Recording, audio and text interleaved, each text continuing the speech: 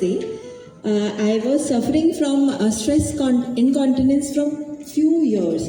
So I was into fitness, and one day I noticed that there is a leakage happened. I ignored it. Then again it happened while walking also it happened.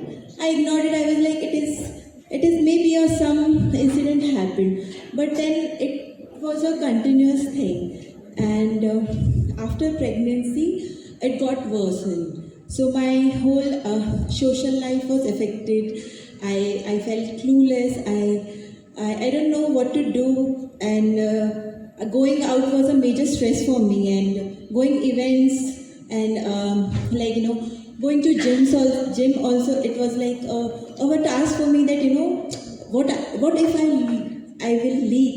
So that was I was restricting myself. I consulted many doctors, 2-3 doctors I consulted, but I got no success. Then I got to know about the urogynecology department, that this also exists.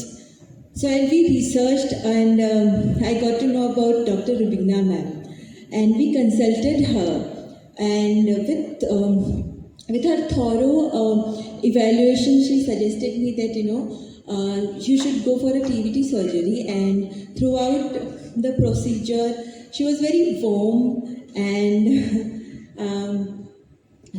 I'm a little nervous, sorry. Mohan Keshavamurthy, ನಾನು principal director Fortis ಆಸ್ಪತ್ರೆ urology ಮತ್ತು robotic surgery ವಿಭಾಗ. ಈ ದಿನ ನಾವು ಸಾಮಾನ್ಯವಾದ ಸಮಸ್ಯೆ, common problems, ಮೂತ್ರ ವಿಸರ್ಜನೆ ಕ್ರಿಯೆಯಲ್ಲಿ ಲೀಕೇಜು, ಕಂಟ್ರೋಲ್ ಇಲ್ಲದೆ ಇರೋದು, ಜೊತೆಗೆ ಗಂಡಸ್ತನ ನಿಮಿರ ಕಮ್ಮಿ ಆಗೋದು, ಜೊತೆಗೆ ಹೆಂಗಸರಿಗೆ ಅವರ ವೈಯಕ್ತಿಕವಾದ ತೊಂದರೆಗಳಿರೋದು, 4ನೇದು ಕಿಡ್ನಿ ಕಲ್ಲಿನ ಶಸ್ತ್ರಚಿಕಿತ್ಸೆ ಇಲ್ಲದೆ ವಿತೌಟ್ ಸರ್ಜರಿ ಅವರ ಮನೆಗೆ ಹತ್ತಿರವಾದ ಜಾಗದಲ್ಲಿ ಕಿಡ್ನಿ ಕಲ್ಲನ್ನು ಪುಡಿ ಮಾಡೋ ಒಂದು ಏನು ESWL ಆವಿಷ್ಕಾರ ಇದೆ, ಅದನ್ನು ಅವರ ಮನೆ ಹತ್ತಿರದಲ್ಲಿರೋ ಜಾಗದಲ್ಲೇ ಮಾಡಿಕೊಡೋದಕ್ಕೆ ಒಂದು ಮೊಬೈಲ್ ಲಿಥೋಟ್ರಿಪ್ಸಿ ವ್ಯಾನನ್ನು ಅಳವಡಿಸ್ಕೊಂಡು ಅದನ್ನು ಜನಗಳ ಮುಂದೆ ಕಮ್ಯುನಿಟಿಗೆ ತಂದಿದ್ದೇವೆ. ಈಗ ಮೂತ್ರ ವಿಸರ್ಜನೆ ಲೀಕ್ ಆಗೋದು ಎಲ್ಲ ವಯಸ್ಸಲ್ಲೂ ಆಗುತ್ತೆ, ಮಕ್ಕಳಲ್ಲೂ ಆಗುತ್ತೆ, ಕಂಜನೈಟಲ್ ಪ್ರಾಬ್ಲಮ್ ಹುಟ್ಟಿನಿಂದ ಇರೋ ನ್ಯೂನ್ಯತೆಯಿಂದ, ಗಂಡಸರಲ್ಲೂ ಆಗುತ್ತೆ, ಹೆಂಗಸರಲ್ಲೂ ಆಗುತ್ತೆ, ಎಲ್ಲ ವಯಸ್ಸಲ್ಲೂ ಆಗುತ್ತೆ. ಆದರೆ ಹೇಳ್ಕೊಳ್ಳೋಕ್ಕೆ ಯೂಶಲಿ ಹೆಂಗಸರು ಮುಂದೆ ಬರೋಲ್ಲ. ಆ ಕಾರಣಕ್ಕೆ ನಮ್ಮ ಯೂರಾಲಜಿ ಏನು ಒಂದು ಡಾಕ್ಟರ್ ಗುಂಪಿದೆ, ಅದರಲ್ಲಿ ನುರಿತ ಯೂರೋಗೈನಕಾಲಜಿಸ್ಟ್, ಲೇಡಿ ಯೂರಾಲಜಿಸ್ಟ್ ಇದ್ದಾರೆ. ಆ ಕಾರಣಕ್ಕೆ ಸಂಪೂರ್ಣವಾಗಿ ಹಿಸ್ಟ್ರಿ ತಗೊಳ್ಳೋದು ಮೋಸ್ಟ್ ಇಂಪಾರ್ಟೆಂಟ್. ಮೂತ್ರ ವಿಸರ್ಜನೆ ಲೀಕ್ ಇದ್ದಾಗ, ಯೂರಿನರಿ ಲೀಕ್ ಇದ್ದಾಗ ಯಾವ ಕಾರಣಕ್ಕಾಗ್ತಿದೆ, ಆಗ ಪೇಷಂಟ್ ಹತ್ರ ಹಿಸ್ಟ್ರಿ ತಗೊಳ್ಳೋದು, ನಿಮಗೆ ಹೆಂಗೆ ಈ ತೊಂದರೆ ಶುರುವಾಯಿತು, ಯಾಕೆ ಶುರುವಾಯಿತು ಅಂತ. ಅದಾದಮೇಲೆ ಫೋರ್ಟಿಸ್ ವತಿಯಿಂದ ಗ್ರ್ಯಾಂಟ್, ಅಂದರೆ ಹಲವಾರು 20 ಕೋಟಿಯಷ್ಟು ಎಕ್ವಿಪ್ಮೆಂಟನ್ನು ಗ್ರ್ಯಾಂಟ್ ಸ್ವರೂಪದಲ್ಲಿ ಫೋರ್ಟಿಸ್ ಕಾರ್ಪೊರೇಟ್ ಆಫೀಸ್ ನಮಗೆ ಕೊಟ್ಟಿದೆ. ಇದು ಲಾಭಕ್ಕಲ್ಲ, ಕಮ್ಯುನಿಟಿಗೆ ಯಾವ ರೀತಿ ಯಾವ ಒಂದು ಫೆಸಿಲಿಟಿ ಇಲ್ಲ ಅದು ಉತ್ತಮಪಡಿಸೋದಕ್ಕೆ ಅವಕಾಶ ಇದೆ.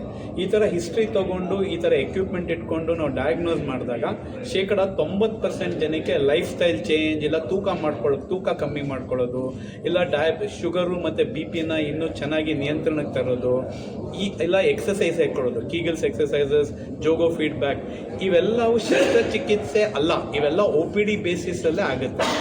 ಈ ಕ್ಲಿನಿಕ್ಕಿನ ಒಂದು ಮೋಸ್ಟ್ ಇಂಪಾರ್ಟೆಂಟ್ ಪಾಯಿಂಟ್ ಏನು, ನನ್ನ ತಾಯಿಗೆ ನನ್ನ ಅಕ್ಕಂಗೆ ಇದೇ ಥರ ತೊಂದರೆ ಇದ್ದಾಗ 3-4 ದಿನ ತೊಗೊಳ್ತು ಡಯಾಗ್ನೋಸ್ ಮಾಡಿ. ನಾನು ಅದೇ ಆಸ್ಪತ್ರೆಯಲ್ಲಿ ಡೈರೆಕ್ಟ್ ನಿರ್ದೇಶಕನಾಗಿ ಕೆಲಸ ಮಾಡ್ತಿದ್ರು, ತೊಂದರೆ ಇತ್ತು.